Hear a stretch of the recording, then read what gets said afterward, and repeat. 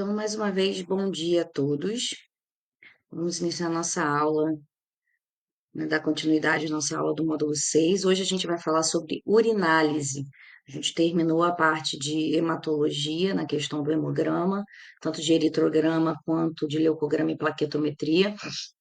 Então, hoje a gente vai iniciar a aula de urinálise, tá bom? Eu vou colocar minha tela aqui para vocês,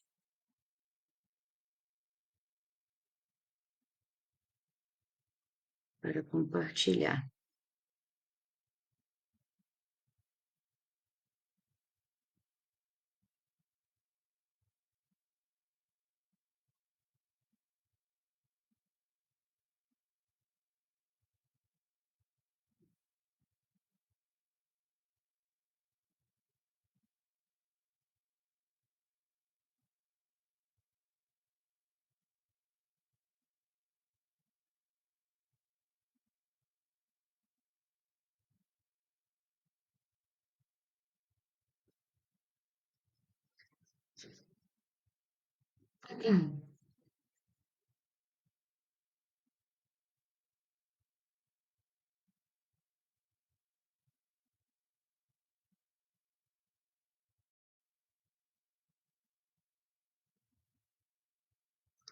Pessoal, vocês estão conseguindo ver aí o slide? Só me dê um retorno no áudio.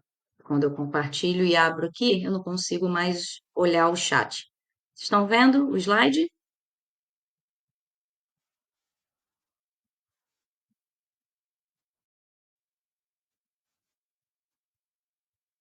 Pessoal, alguém pode só me dar esse feedback, por gentileza? Poxa, muito obrigada. Obrigada. Então vamos lá.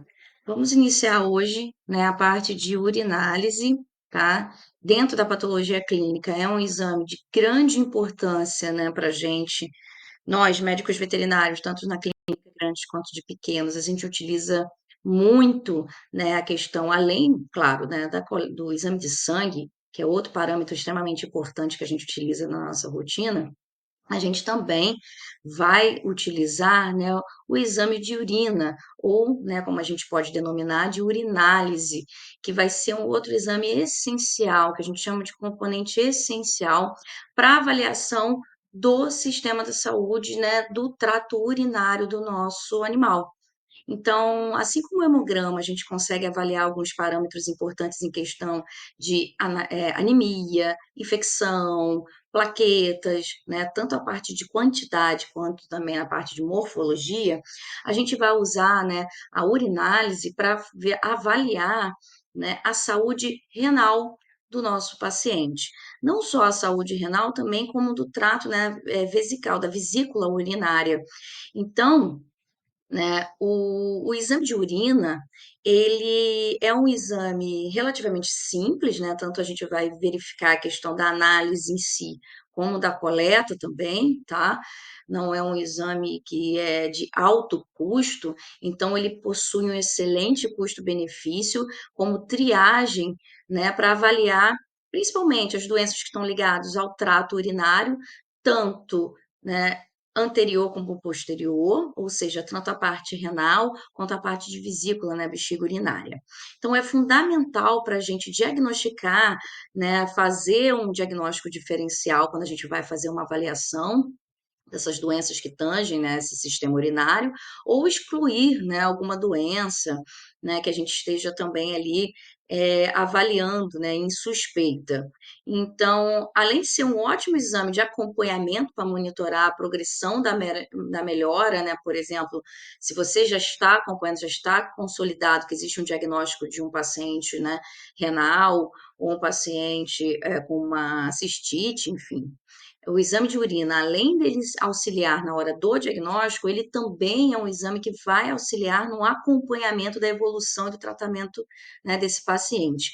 Então, a urinálise, ela também é recomendada como parte de exame de rotina em animais, de uma forma geral, mas principalmente eu quero destacar aqui a importância do exame de urina também nos pacientes geriátricos, ou seja, os pacientes que já estão com mais idade mais avançada, né, a gente consegue avaliar muita coisa, a gente consegue até precocemente diagnosticar algumas possíveis doenças, tanto endocrinopatias, né, como também as doenças diretamente ligadas ao trato urinário, com um simples exame de urina, tá? E não é um exame complexo, a gente vai ver aqui durante a nossa aula que a avaliação desse exame, a coleta, é relativamente, né, de custo-benefício muito boa para a nossa rotina clínica. Então, quais são as aplicações do uso da urinálise, né? Quais são, para que que serve, né? Para que que a gente faz e solicita um exame de urina? Primeiro, né, basicamente, a avaliação renal. Então, a urinálise ela é essencial para diagnosticar e excluir doenças do trato urinário, além de monitorar, tá, a melhora ou a progressão dessas condições uma vez estabelecidas e diagnosticadas no animal. A gente também não só utiliza a urinálise, né, para um diagnóstico diretamente ligado ao trato urinário. Doenças que nós ditamos como não renais, também vai fornecer, né, a urinálise vai fornecer um auxílio no diagnóstico e na avaliação dessas doenças. Como eu já tinha mencionado brevemente, né, no slide anterior, a questão de endocrinopatias, como o hiperadrenocorticismo, o diabetes mellitus, doenças hepáticas, doenças hemolíticas, né, por exemplo, rabdomiólise, né, que a gente vê muito em grandes animais, em equinos, polidipsia psicogênica, diabetes insípidos, em geral, outras doenças, então, não renais, diretamente ligadas ao trato urinário ou renal, a gente consegue também avaliar por meio de um pedido de um exame de urina, da urinálise, né? Por exemplo, fazendo um paralelo com a medicina humana, na medicina humana, a urinálise também é um dos principais métodos para avaliar a saúde do paciente, incluindo, por exemplo, né, quando a gente vai fazer uma avaliação gestacional, né, para identificar algumas alterações na composição da urina. Então, dentro da medicina veterinária, às vezes a gente peca, né, eu diria que a gente peca um pouquinho só focando no hemograma. Às vezes a gente só solicita um exame de sangue, né? Não solicita, por exemplo, até o próprio exame coproparasitológico, né, o exame de fezes, ele é muito negligenciado, às vezes não solicitado, tá? Então, o exame de urina também é assim. Eu vou pedir só, por gentileza, para atenção que tem áudio, microfone aberto, tá? Para desligar o microfone, por gentileza, tá bom? Tem microfone aberto, pessoal. Verifique aí quem é que está com o microfone aberto, por gentileza, para poder desabilitar. Dando continuidade aqui, né? Então, na medicina humana, isso é uma rotina muito corriqueira, né? Não tem, é quase que impossível não pedir basicamente o exame de urina com uma avaliação até de um check-up básico. Então, às vezes, na medicina veterinária, eu quero, né? Não quero dizer que ocorra isso sempre, mas eu quero aqui reforçar a ideia de que existem alguns exames que têm um custo-benefício incrível para a gente solicitar, para a gente poder, às vezes, avaliar precocemente ou até mesmo fechar diagnóstico de um paciente, né? E às vezes a gente não pede. Então, salientar que hemograma, o exame de urina, a urinálise e o coproparasitológico são exames de custo-benefício muito bons, que a gente deve sim solicitar, tá? Deve lançar mão desses exames. Então, além da avaliação renal, a urinálise ela pode fornecer auxílio diagnóstico em diversas doenças não renais, né, como eu já citei, principalmente as endocrinopatias, tá? E é crucial para a gente distinguir a azotemia pré-renal de uma exotemia renal, tá bom? Então, a gente, além de fechar diagnóstico, além de diagnosticar uma doença, a gente também pode avaliar a evolução dessa doença, avaliar a saúde desse rim, né? Como que ele está, como que está evoluindo, porque tem pacientes que a gente vai fechar o diagnóstico que é um paciente renal, seja um renal agudo, né, que sofreu uma injúria renal aguda ou uma injúria renal crônica, e a gente consegue avaliar, né, acompanhar a evolução dessa doença com um exame de urina. Tá bom? Não esquecer que ele também não é só para fechar diagnóstico, mas também de um exame de acompanhamento do paciente. Bom, para a gente solicitar um exame de urina, né, basicamente a gente tem alguns passo a passos aqui para poder, né, iniciar e fazer também uma boa avaliação, uma boa urinálise. Assim como a gente tinha mencionado nas aulas de hemograma, né, de exame de sangue, a coleta e armazenamento da urina, ela é extremamente importante para a gente poder fazer, né, ter, na verdade, obter um resultado fidedigno dessa urina. Senão a gente pode ter ali, né, situações que podem interferir nesse resultado e atrapalhar no nosso diagnóstico. Então, começa primeiramente pelo método de coleta, tá? No caso da urina, o método de coleta da urina, da amostra, é extremamente importante para a gente poder, né, em relação a obter um diagnóstico fidedigno e ter também, né, uma amostra que a gente consiga avaliar melhor, né, esse nosso paciente. Então, primeira coisa, né, a coleta de urina, ela tem que ser uma coleta, né, que vai primeiramente, se preconiza, né, livre de contaminação, claro, né, e também é muito importante, principalmente na clínica de pequenos animais. Na clínica de grandes, a gente, né, é difícil a gente não coletar um volume suficiente, mas na clínica de pequenos animais, um grande empecilho, um grande problema que a gente tem na urinálise é a questão, às vezes, da quantidade, do volume dessa amostra.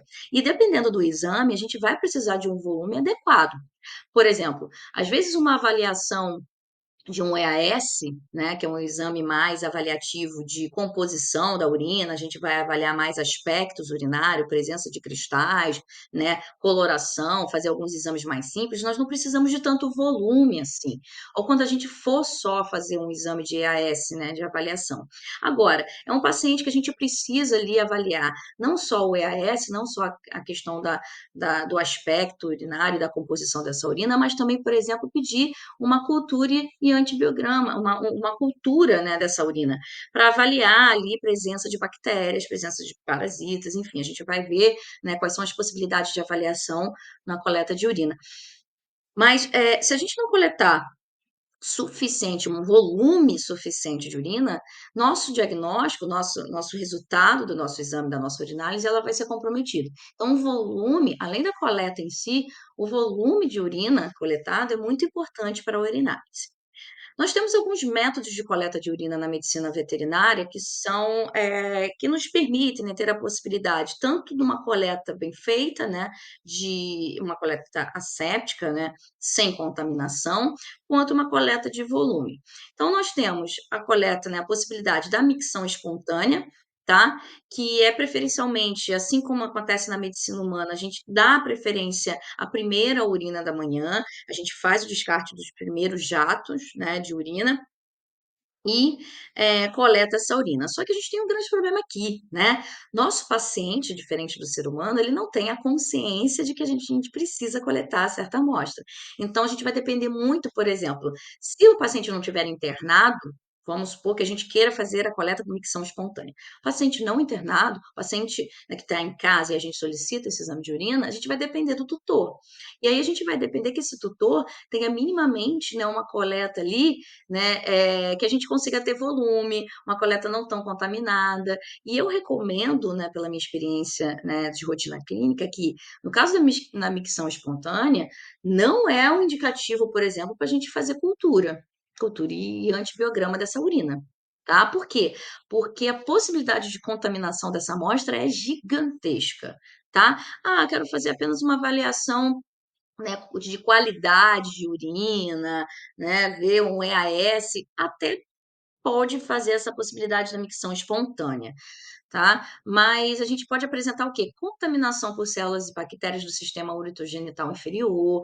É importante, né, a gente coletar, né, um jato médio para reduzir a contaminação, ou seja, um jato com bom volume, e principalmente, né, tanto na medicina veterinária de pequenos animais, cães e gatos, por micção espontânea fica um pouco mais complicado, né? O índice de contaminação e da gente ter pouco volume dessa amostra, mesmo para um EAS, é muito grande, porque a gente vai depender, por exemplo, desse tutor. E mesmo, como eu falei, se esse paciente estiver internado, né, na internação, por exemplo, a gente não vai preconizar a micção espontânea como o método de coleta principal, né? Então, o que que a gente faz geralmente, tá?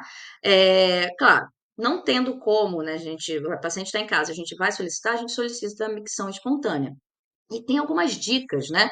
Por exemplo, a gente pode, né, se é um cão, né, um exemplo, que usa tapete higiênico, a gente pede para o tutor virar o tapete higiênico, em vez de colocar a parte absorvente, né, do tapete, né, aquela que vai absorver a urina, colocar a parte que tem o plástico que fica em contato com o chão para cima, porque na hora quando ele vai fazer o xixizinho no tapete, esse plástico ele vai acumular um volume de urina. E aí esse tutor pode coletar com uma seringa, comprar uma seringuinha e colocar esse volume de urina nesse pote, o pote de urina que a gente conhece, que está aparecendo aí na imagem para vocês, tá? Que é o melhor pote, é o melhor, né, recipiente para poder armazenar uma coleta desse tipo de material, principalmente. E é muito barato, né? Um material barato de compra, o tutor não vai ter grandes gastos em relação a isso, tá? Outra possibilidade é o tutor utilizar o próprio pote para poder tentar ali, né, na hora que o animal for fazer o xixizinho dele, ele conseguir colocar ali e coletar. Mas é muito, como eu falei, né? É complicado e às vezes o tutor não tem um manejo para isso. Então, o que a gente faz, por exemplo, né, na rotina de pequenos animais? A gente agenda, né, essa coleta de urina no consultório. Tá? No consultório veterinário. No caso de grandes animais, a gente vai ver alguns vídeos aqui de exemplo, tanto para pequenos animais quanto para grandes animais. Grandes animais não tem como, a gente faz justamente, né, no local ali de coleta e o volume também é bem mais fácil de se obter. A gente vai ver os exemplos aí em vídeos. Mas aí, no caso de pequenos animais, a gente faz esse agendamento e faz a coleta, né, num consultório. E aí, no caso, a gente tem duas opções, tá? A gente tem pelo método de cateterização e a cistocentese. Ah, um é melhor do que o outro? Depende. Depende da sua finalidade desse exame, do que você está solicitando. Então, por exemplo, você quer fazer um EAS, tá? Um EAS, você quer avaliar ali a presença de se tem sangue, a coloração dessa urina, se tem cristais, tá? É um método, o método de cateterização, ou seja, por sondagem, é um método aceitável. Então, a gente consegue coletar a urina previamente, né, ali, com uma asepsia, né? A gente também vai ver vídeos em demonstração disso.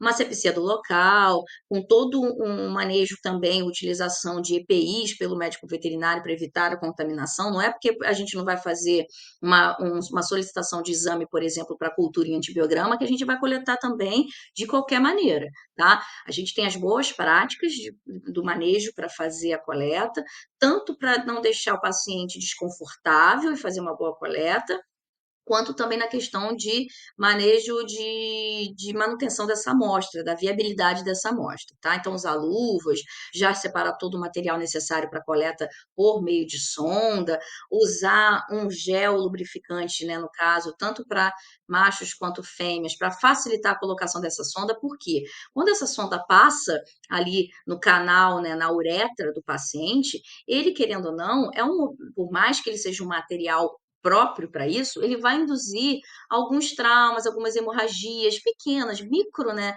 hemorragias e traumas e micro lacerações ali que pode o que aumentar a celularidade na amostra. Então você vai ter às vezes, né, qual é a vantagem do método de sondagem? É fácil, é rápido, é simples, tá? De baixo custo. As desvantagens, a possibilidade de você ter ali, né, a presença mais de talvez, células sanguíneas na amostra, células epiteliais de escamação, tá? Não é bom você não vai, por mais que você faça a asepsia do local ali e faça uma coleta, né, perfeita com a sonda, você ainda assim pode ter risco de contaminação. Então não é indicativo, né, para uma cultura em antibiograma você fazer a sondagem mesmo sendo um método muito bom, tá? É um método muito utilizado, muito bom, super funciona, super recomendo. Mas caso eu queira avaliar, tá?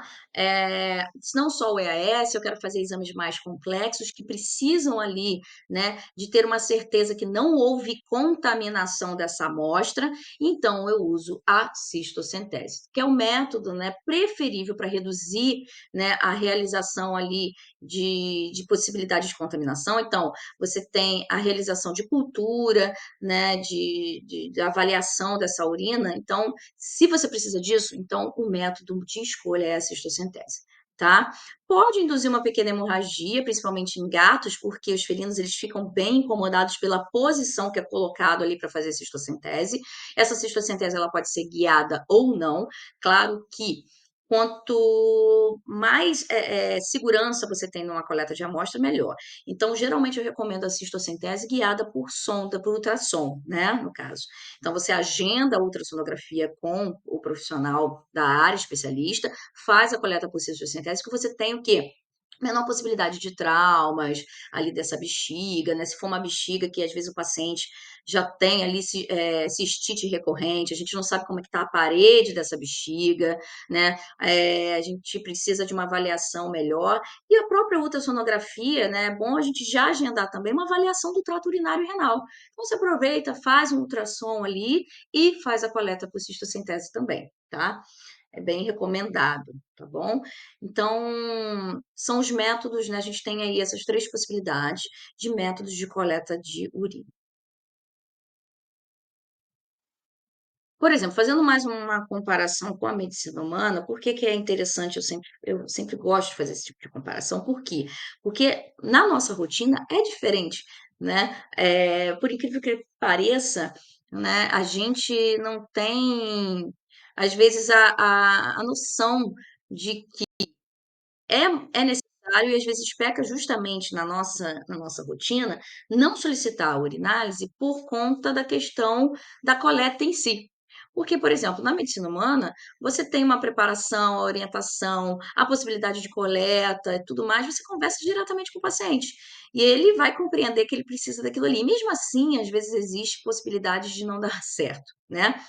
A gente tem alguns passo a passo, eu diria assim, né, para a coleta de urina na medicina humana, mas que elas são menos impactantes, né, no final das contas, do que para a gente, médicos veterinários.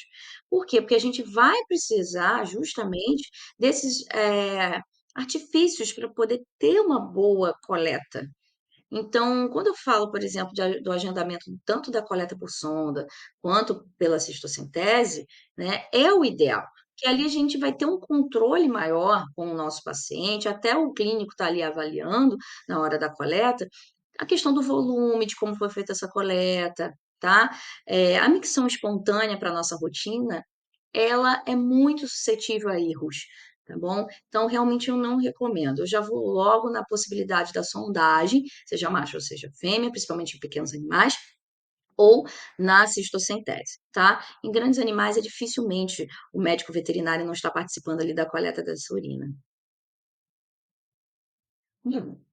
Uma vez coletada essa urina, né, a gente vai precisar fazer a avaliação, então, da análise física, química, né, e se a gente precisar fazer algum exame mais específico, a gente vai fazer, tá bom?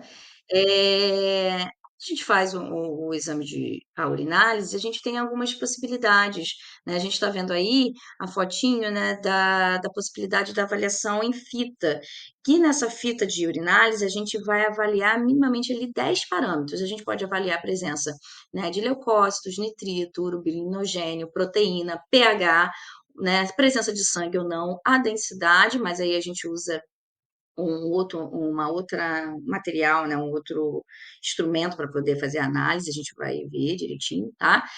Presença de corpos cetônicos, bilirrubina e glicose.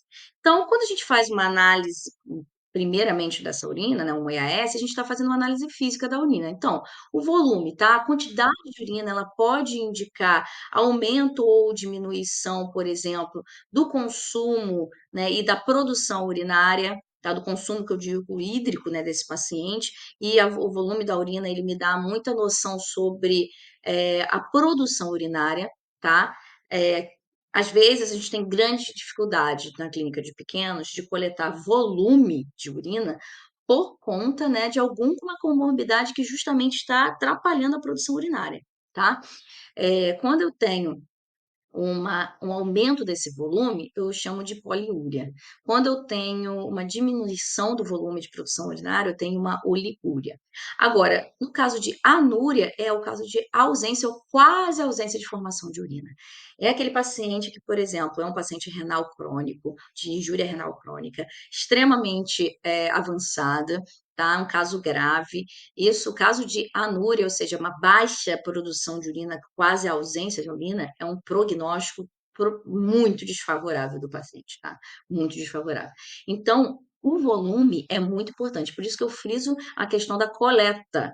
Por quê? Para eu avaliar, né, esse volume, eu tenho que minimamente saber, foi um problema de coleta ou realmente esse paciente está fazendo um volume ruim de urina, né? Produzindo pouca urina, tá bom?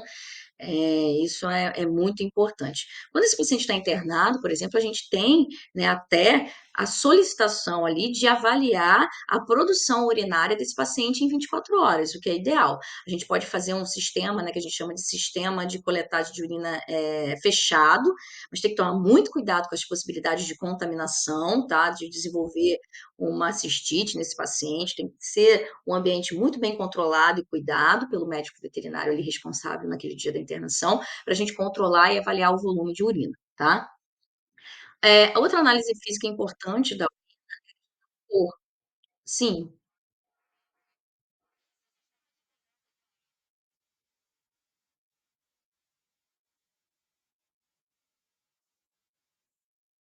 sim, sim, tem essa possibilidade. A gente usa até, né, esse sistema fechado de coleta, mas mesmo assim, porque o que que acontece? Nosso paciente, ele fica em contato diretamente com o chão. E ali é muito difícil você, às vezes, fazer a fixação da sonda, tá? Então, tem paciente que é mais difícil, às vezes é mais agitado na internação, a fixação. Oi? Ah, sim. É, mas então, a nossa a caso da bolsinha coletora para o nosso paciente, seja felino ou seja canino, no caso dos pequenos animais, é muito ruim, não tem como. É quase que inviável, você não tem como manter aquela bolsa ali fixada e pendurada, se não for por meio de sonda. Você bota essa bolsinha coletada por uma sonda, mas manter ela ali fixada, principalmente em fêmeas, não tem como, porque o local é ruim, o paciente vai ter acesso. E mesmo você colocando, por exemplo, o colar elisabetano, para que ele não tenha acesso, que é o ideal, né? Mesmo você colocando o sistema fechado por sonda ali, para ele não tirar, a própria movimentação do paciente, mesmo que seja restrita dentro de um ambiente de internação, a fixação da sonda ali, dessa bolsinha, né? Ela é muito ruim. Aí a possibilidade de a pessoa você tá ali, coletar ali, o paciente está no finalzinho das 24 horas para você avaliar o volume, ele dá uma mexida, pum, vaza. Já vai você mais uma vez. É bem complicado. Então, o que que a gente faz, né? A gente sonda esse paciente pela sonda uretral mesmo, né? Fixa, até a fixação dessa sonda uretral às vezes é complicado. Tem paciente que a gente consegue, né, utilizar ali, a gente faz a sepsia do local, retira ali o excesso às vezes de pelo que tem ali, tanto no macho quanto na fêmea, e faz a fixação ou por uma fixação de sutura mesmo, tá? Existem pontos, né, de sutura próprio para fixação desse tipo de sonda, para poder fixar bem. Em felinos é impossível você não fixar com sutura. Quer dizer, possível é, mas a tendência daquilo ali sair é grande. Por quê? Mesmo o paciente sondado, ele vai fazer a força ali na hora de urinar. Esse movimento tanto o movimento da força hidrostática, da próprio volume de urina que passa ali na uretra, que está a sonda, mais a força que o paciente faz, expulsa a sonda. Então, a gente tem que fixar muito bem. Dá para fixar ou fazendo, né, um ponto de sutura e fixando essa sonda, ou com o próprio esparadrapo ali, né? A gente tem uns métodos que a gente consegue fazer, colar minimamente. Mas tem que tomar muito cuidado, porque às vezes o local, principalmente felinos machos, né, que às vezes está há muito tempo obstruído, por exemplo, né, um caso de obstrução uretral que você tem que manter de sonda até para poder fazer lavagem vesical, enfim.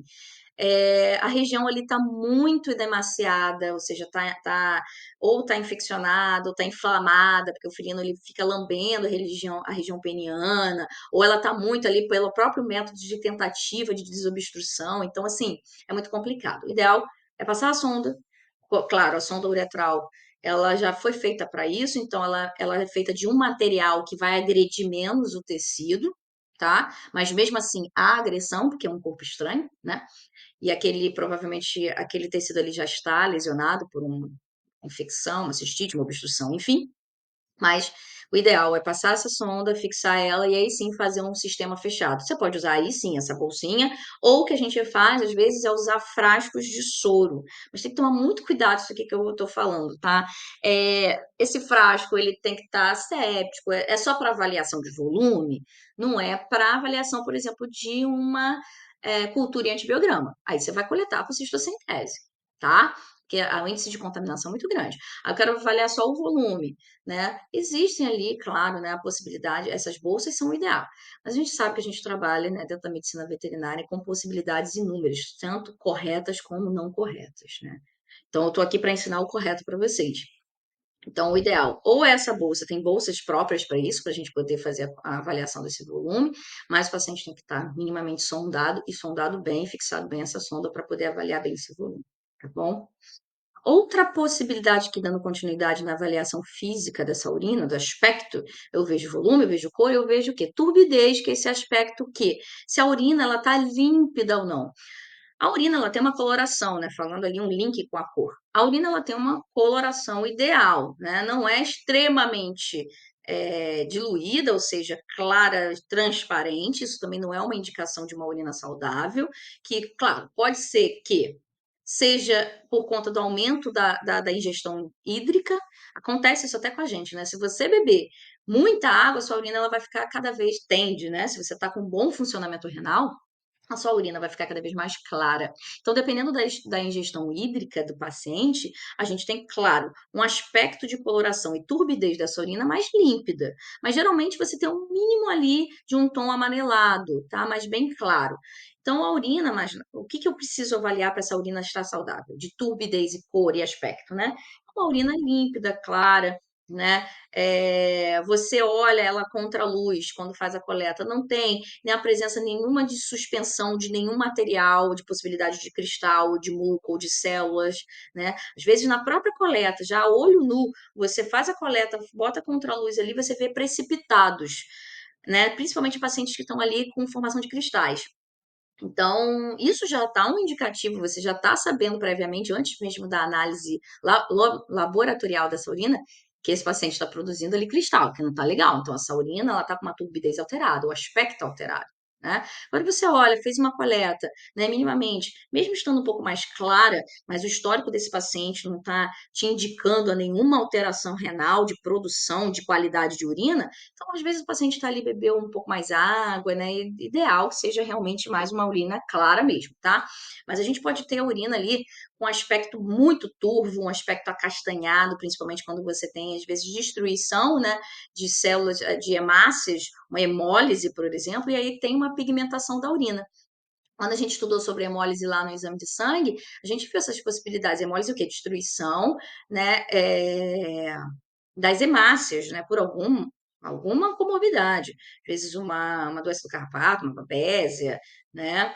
Então, pode pigmentar mais essa urina. E aí a gente vai ter uma alteração na turbidez, no aspecto. A gente vai ver uma urina mais acastanhada pela pigmentação da bilirrubina, por exemplo, né? Que é a degradação dessa hemácia, a destruição, tá bom?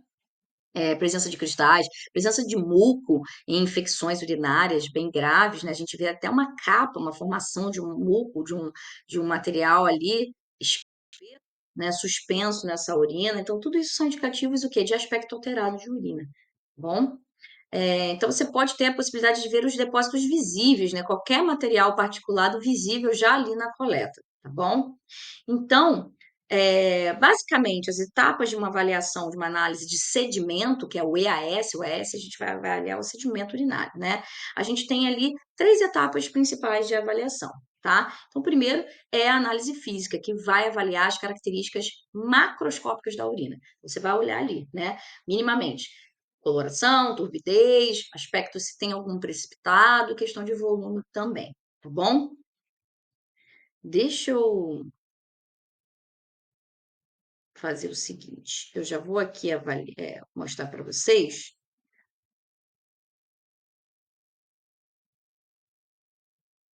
métodos de coleta. Vocês estão vendo a minha tela de vídeo aí no YouTube? Me deem só um ok, para saber se eu mudei aqui e se foi certinho para vocês. Perfeito. Então, vamos ver aqui alguns métodos de coleta, porque é muito importante, isso vai impactar muito a nossa urinálise, nosso exame de sangue não, de urina, perdão. Então, vamos ver, né, coleta por cistocentese. Então, vamos ver primeiro a sonda uretral, tá? Minimamente aqui, né, uma coleta por sonda uretral. Vou aqui, tá? E vou comentando o vídeo com vocês. Tá? Então, aqui vai ser um exemplo de coleta por sangue, esses meio que sangue hoje, urina por sondagem. Ali ele está falando que está usando uma solução de Daken, tá? Mas o que que a gente faz previamente? A gente pode fazer ali uma limpeza, tá? Com álcool 70 em volta, tirar o excesso de pelo, né? Fazer ali uma clorexidina se estiver muito sujo ali o local, tá? E aí é interessante o quê? Você passar um gel, né, ou lidocaína ali ao longo um pouquinho ali dessa sonda para facilitar a passagem. É, o profissional ele está expondo, né, o pênis ali, né, tirou aquela parte mais externa, mesmo fazendo asepsia, e está passando calmamente, lentamente, tá, essa sondagem em um cão macho, né? O que que acontece? A sondagem em machos é muito mais fácil do que em fêmeas. Fêmeas a gente tem dificuldade por conta da, né, posição anatômica. Tá vendo que assim que ela chegou, ela já estava ali com a sonda acoplada à seringa, tá? Para facilitar, para evitar a contaminação. Assim que ela chegou, tá? Na bexiga ali, que veio o volume de urina, ela parou de colocar a sonda. Você vê que a sonda é muito maior até do que o volume ali, né? O tamanho do paciente. Mas, deixa eu voltar mais um pouquinho aqui. Assim que ela chegou, o profissional parou, né? E fez a coleta ali, tá bom? O que que é interessante também a gente ver aqui e avaliar, tá? Olha como é que o profissional retira a sonda do paciente. Isso é feito com, né, uma contenção física ali bem feita, com calma no consultório. Olha como é que retira com calma. Tem que retirar a sonda calmamente, tá? Devagar, aos poucos, porque eu já vi, tá bom? A sonda dobrar. Ou se quando você coloca muito, né? A sonda vai muito, né? Por isso que eu falo, chegou na bexiga ali, a gente pode meio que calcular, tá? Você pega a sonda, olha o paciente e calcula ali na região da vesícula urinária até mais ou menos ali, não esquece que tem uma curvatura no caso do macho, né? Dá para calcular minimamente, né, o tamanho dessa sonda que vai chegar até a bexiga. Por quê? A vesícula urinária. Porque se você coloca demais, lá dentro da vesícula urinária, a sonda vai dobrando. E na hora de puxar, toma muito cuidado. Tem que ser feito com muita lentidão, com muita calma, porque a sonda pode dobrar. Eu já vi sim a sonda dobrar. E aí, das duas, uma, ou você não vai conseguir retirar essa sonda, tá? E aí você vai ter um grande problema que você vai ter que, né, fazer um acesso ali para retirar essa sonda, ou você vai machucar na hora da retirada da sonda do paciente, tá? E aí lesionar, enfim, causar um desconforto, não é o ideal. Então, a coleta, né, por sondagem uretral em machos é mais fácil. Em fêmea, a gente tem uma outra posição, tem a possibilidade da gente utilizar o espéculo, né, vaginal para poder acessar ali, é bem mais fácil com o espéculo, né? E faz a sondagem em fêmeas, então tem que saber muito bem a anatomia para poder fazer a sonda em fêmeas, e machos é mais fácil, tá? É, cistocentese. A gente tem a possibilidade, né, de uma cistocentese. Oi, pode falar. Bom dia.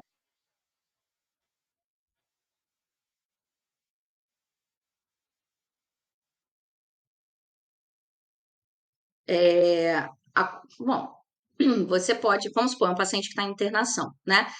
Oi, oi, tá me ouvindo?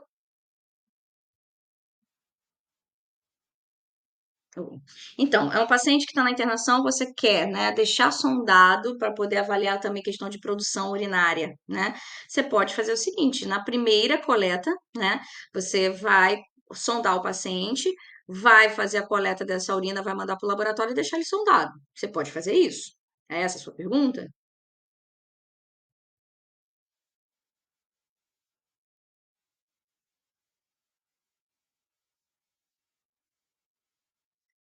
O mais rápido possível. O mais rápido possível, né? Preferencialmente em menos de 24 horas. Se puder ali entre, no máximo, 12 horas, até menos. O mais rápido possível. Então, por isso que assim, o ideal é coletar a urina matinal, né? Ali você vai fazer aquela sondagem. Claro, é um paciente que chegou para você no meio ali do dia e tal, não tem problema. Mas o mais rápido possível. Não passou de 24 horas, a cada hora, na verdade, passou de 12 horas, você já tem uma redução grande, tá? De confiabilidade do resultado dessa urina. Então, ali no máximo 12 horas, para avaliar bem essa questão de aspecto, né? Cultura e antibiograma também, tá bom? E depende do armazenamento. Claro, às vezes você tem que mandar para um outro lugar, então você tem toda uma conduta de armazenamento, né, num frasco, para poder aumentar bem hermeticamente fechado, para aumentar a confiabilidade ali na hora do transporte, tá? Mas o mais rápido possível. Em 24, passou de 24 horas, então, você já tem uma redução, não é confiável, na verdade, tá? Bom, quando a gente faz uma coleta por cistocentese, geralmente guiada por ultrassom, né? Importante também, antes de fazer a coleta, tanto por cisto quanto por sonda, enfim, palpar essa bexiga. Palpe a bexiga. Por quê? O paciente, às vezes, chega para você e ele já fez xixi em casa. Então, ele esvaziou essa bexiga. E aí o volume vai ser ruim de coleta, ou você não vai coletar, e aí você vai sondar ou fazer, né, qualquer tipo de procedimento desnecessário, porque não vai ter volume de urina suficiente. Se fez, o ideal é pedir para o tutor, vamos supor, fiz um agendamento para fazer coleta tanto por cistocentese quanto por sondagem no consultório. Informar que aquele tutor, assim, acorda de manhã cedo, já pega o paciente, já tira todo ele da rotina para que ele não faça o xixi, senão ele vai fazer. Se esperar acordar, passear, vir andando, né? Eu falo, ó, bota no colo, né? O felino, às vezes, é bem mais fácil, né? Porque se você fazer, já pegar o felino e colocar na caixa de transporte e ele não ter acesso à caixinha de areia, você já limitou. Agora, o cão, se vir na coleirinha, andando e tudo mais, nesse processo ele pode, no meio do caminho, fazer xixi. E aí atrapalhou sua coleta, né? Então, informar o tutor antes do procedimento é muito importante, tá? Na cistocentese guiada por ultrassom, a gente consegue ver se tem volume suficiente antes de furar, né? Vamos dizer assim, né? Antes de acessar com a agulha a bexiga. Mas, minimamente, quando você palpando, você já tem a ideia do volume necessário que tem ali, se vai dar certo ou se não vai dar. Mesmo se for uma cistocentese que você não vai usar o ultrassom te guiando. Tem essa possibilidade, professora? Tem. Você não tem necessidade de usar o ultrassom sempre. Eu gosto muito do ultrassom, porque geralmente eu já agendo uma avaliação abdominal de ultrassom para esse paciente, seja uma cistite, seja paciente, né, que eu estou com uma desconfiança de injúria renal. Não importa, porque vai me dar muita informação. O ultrassom vai me dar informação de parede, de aspecto de bexiga, se for principalmente um paciente que tem é, históricos corriqueiros de cistite. Mas sempre precisa disso? Não necessariamente. Às vezes eu posso agendar, inclusive, um ultrassom para só coletar a urina, não fazer avaliação. Porque, é um paciente mais complicado ali de coleta, né? Eu não vou arriscar uma possibilidade, às vezes, da agulha entrar de uma forma errada. Claro que a gente vai ver aqui também, né, como que a gente faz esse acesso, tá bom? Como a gente faz esse acesso. Mas o ultrassom, ele te dá uma segurança maior, tá? Tá na dúvida, tá na insegurança? Usa o ultrassom, assista a centese guiada por ultrassom, que é muito melhor. Vocês estão vendo aí que o abdômen do paciente, ele foi, né, tricotomizado, foi realizado, né, não mostra no vídeo, mas você tem que fazer ali uma limpeza da região também, tá? Com uma solução de clorexidina própria, faz depois uma retirada do excesso ali de sujidades, e aí ela vai fazer, né, por um método de guiado pelo ultrassom, a coleta da cistocentese. Vê como ela entra, o paciente já dá um certo, né, desconforto ali, tá? É, é, tem um certo desconforto também, assim como também da passagem da sonda tem desconforto, tá? E o que que acontece? Guiado, ó, ela vai direitinho, ela vai certeiro. Então, se é um paciente às vezes mais agitado, né, que você não vai ter tanta certeza ali de dele estar com um bom posicionamento para você fazer a coleta minimamente calma, mesmo não sendo guiada, né? Então, faz a coleta guiada, que é muito melhor, muito melhor. tá? A gente vai ver outro exemplo aqui, ó. Colocou ali, ó, olha como é que vem. Às vezes, o que que eu até peço quando o ou um clínico veterinário, né, que ali tá, pelo que eu estou entendendo aí nesse vídeo, por exemplo, eu tenho um cara que está ali guiando por ultrassom e o outro colega que está fazendo a coleta, né? Ele está entrando ali com a agulha. O que que às vezes a gente faz, tá? Também a gente faz isso na sondagem uretral, com a sonda. A gente puxa um pouco dessa urina e joga ela um pouquinho de volta para agitar a urina. Ou o próprio colega ali do ultrassom, a gente pede para ele saculejar um pouquinho ali o local. Por quê? É igual quando a gente vai mexer ali nessa urina, né, nesse volume. Por quê? Às vezes os sedimentos, quando o paciente está deitado em decúbito dorsal assim, né, principalmente, ou decúbito lateral na coleta por sondagem, o sedimento da urina está ali na parede da vesícula urinária. Então você agita ali para quê? Se tiver um cristal, celularidade importante, para ficar o quê? Suspensão no volume. Senão você coleta ali o volume e fala assim: ah, não tem presença de cristal, não tem nada. Mas por quê? Porque estava tudo sedimentado, depositado na parede da vesícula urinária. Então você tem que agitar, ou você puxa um pouquinho e joga de novo para dentro para dar uma agitada ali, para você ter um quê? Uma coleta mais fidedigna, principalmente para avaliação de cristais, tá bom? Principalmente para avaliação de cristais urinários. Agora eu vou mostrar um vídeo para vocês que principalmente se você não for fazer o quê? Uma coleta de cistocentese guiada por ultrassom, tá? O colega, ele vai ensinar aqui, está falando sobre o posicionamento da agulha, porque qual é o grande medo, principalmente quando a gente pega um paciente, por exemplo, felino, né, obstruído, e a gente quer fazer uma sondagem de alívio, para até facilitar a desobstrução. Qual é o grande medo da galera, né? Estourar essa bexiga. Eu não sei como é que tá a parede dessa bexiga, se tá friável, se tá muito, se tá delgada, se tá mais espessa, enfim, né? Geralmente, felinos obstruídos principalmente, né? Você tem a parede da bexiga ali muito prejudicada por conta ali, quanto mais dias se esse felino tiver obstruído. Então, aqui no desenho dele, não sei se vocês estão vendo a minha setinha, mas ele desenhou a bexiga aqui, né? E aqui é a parede abdominal, são os tecidos, né, que estão ali até você chegar nessa bexiga. Então, o colega ele vai ali falar justamente, né, vou explicando aqui para vocês, o posicionamento dessa bexiga.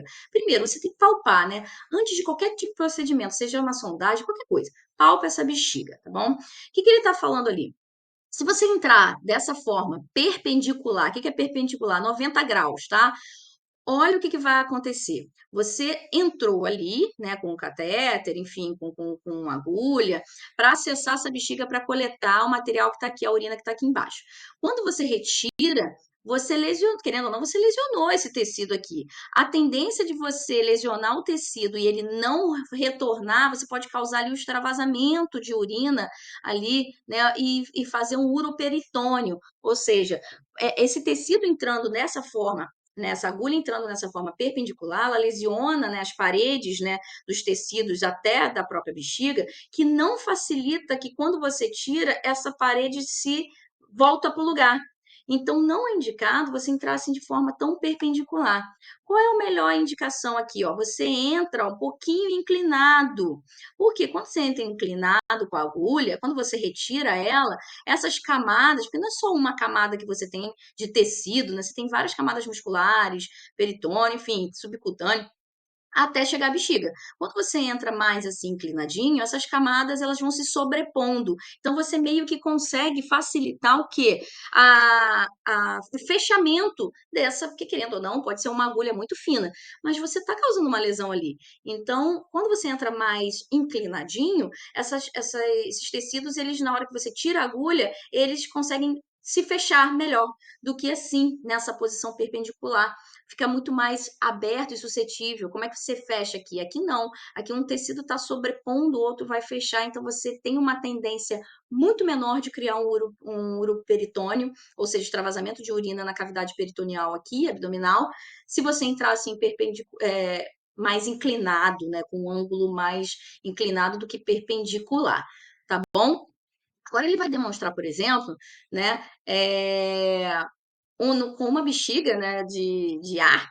Olha como é que ele vai entrar o calibre da agulha, que é um catéter grande que ele está fazendo, olha quando ele está fazendo ali, ó. Entrou e não estourou a bexiga. Por quê? Vamos supor que essa região que ele acabou de acessar aqui, tá? Ela corresponde à parte caudal da bexiga. Então, quanto mais caudal em relação à entrada ali da coleta por cistocentese, quanto mais caudal, mais fácil, né, entrando inclinado daquela forma como a gente falou anteriormente, é mais fácil você fazer a coleta, esvaziar essa bexiga e o quê? Impedir que ela rompa, tá? Ou impedir ali o rompimento dessa bexiga. Se eu entrar a minha borda cranial da bexiga, que corresponde nessa parte maior, essa curvatura maior aqui, ela é mais suscetível, que ela é mais delgada. Então, ó, ele vai entrar ali na borda cranial, o que vai acontecer? Estourou. Então, o acesso para a cistocentese sempre é preferencialmente na borda caudal, tá? Mais caudal da bexiga e não tão perpendicular. Olha o que ele vai fazer agora, ali, ó. Ali é o melhor local de acesso para a gente fazer uma cistocentese.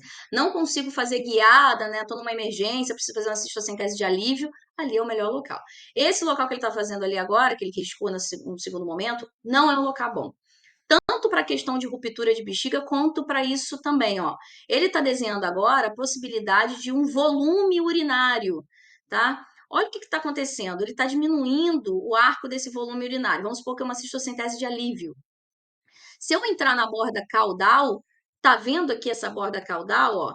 Eu consigo retirar muito mais volume, porque aqui eu tenho, né, eu tenho até a possibilidade assim de máximo de coleta de urina tanto para alívio quanto para uma coleta de exame. Agora, quando eu estou aqui na borda mais cranial, o que acontece? Vai chegar um momento muito mais rápido que esse volume eu não vou conseguir alcançar. Então, se eu estou fazendo uma cistocentese, por exemplo, de alívio para um paciente que eu quero desobstruir e passar uma sonda, eu vou retirar muito mais volume, já que eu vou fazer uma cistocentese, né? Vou retirar muito mais volume se eu acessar a borda caudal do que a borda cranial da bexiga, tá? Então, borda cranial não é um bom local tanto de volume para retirada, tanto para cistocentese de alívio, né? Você tem risco maior de ruptura, não é o indicado. Indicado, borda caudal, palpou a bexiga, borda caudal, mais caudal da bexiga, né? E não tão perpendicular, ou seja, mais inclinado, um ângulo mais agudo aqui em relação ao meu paciente, para poder ter uma coleta mais segura, tá? E com menor índice de acidente, de ruptura de bexiga. Lembrar que ainda mais se for um paciente que está obstruído, essa bexiga pode estar cada vez mais comprometida e vai me prejudicar, tá bom?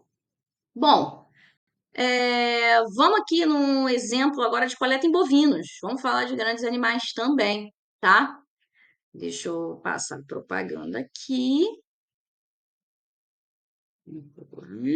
Aqui a colega vai fazer, né, a urina em vacas. Vai fazer ali, né, a retirada do excesso de pelo ali no local, uma asepsia, tá? Para poder fazer a coleta. E aí ela vai fazer por micção espontânea, tá? Vai usar o potinho coletor, tá bom? E ela vai fazer uma massagem ali na região, né, ventral ali da vagina. E aí, olha só o que vai acontecer. O próprio vai urinar espontaneamente. E aí fez a coleta. Rápido, né? Simples, facinho, facinho. É bom que com grandes animais a gente tem, né, a possibilidade o quê? Quanto mais fácil da gente coletar ali rápido, né? Melhor. Por quê? Porque a gente está a campo, às vezes a gente não tem muito recurso, então a coleta ela tem que ser, né, rápida com o método menos invasivo possível. E ela fez a mesma coisa. Ali ela vai fazer ó, uma leve massagem também ali na região